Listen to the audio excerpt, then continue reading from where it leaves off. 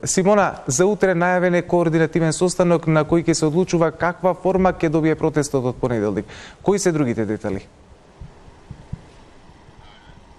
Да, Александар, поради тоа што граѓаните неколку дена се соочуваат со проблеми како да стигнат до своите дестинации, приватните превозници одлучија блокадите на крстосниците кај Мавровка и крстосницата кај Црвениот крст да ги пренасочат, односно да ги дислоцираат овде пред Советот на градот Скопје. Од денес започнуваат блокадите само овде на Илинденска, на потегот од Фонтана кај градскиот парк се до Мида.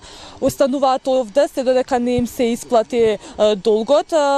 Приватните превозници најавија и средба, односно рекоа дека во 13 часот ќе одат до влада, ќе бараат средба со владата да им биде посредник во овој проблем кој што го имаат приватните превозници со јавното сообраќајно претпријатие, но и градот Скопје. За повеќе детали околу средбата и најавувам во изјавата од Кемал Мурик. Овдека ги преселуваме, како што реков, протестите и ќе останеме се додека нема помак во однос на решавање на нашите праведни барања. Исто така ве информирам дека денеска имаме намера да појдеме до влада, представници тројца од приватните превозници и да бараме прием кај премиерот на Република Македонија господинот Ковачевски.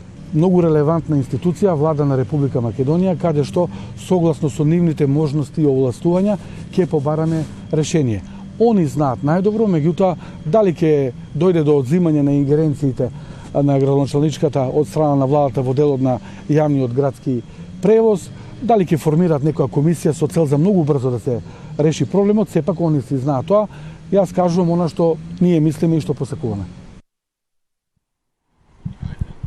Александар, приватните превозници остануваат овде пред Советот на градот Скопје.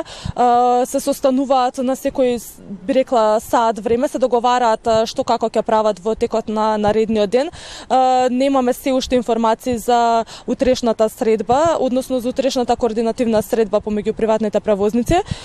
Остануваме овде на терен да следиме состојбата со приватните превозници и состојбата околу можната средба во владата и секако со нови информации во следното информативно издание. Да, Симона, екипата на телевизија Телма останува на терен да го следи денешниот протест и благодарам за ова вклучување во вестите и за овој извештај.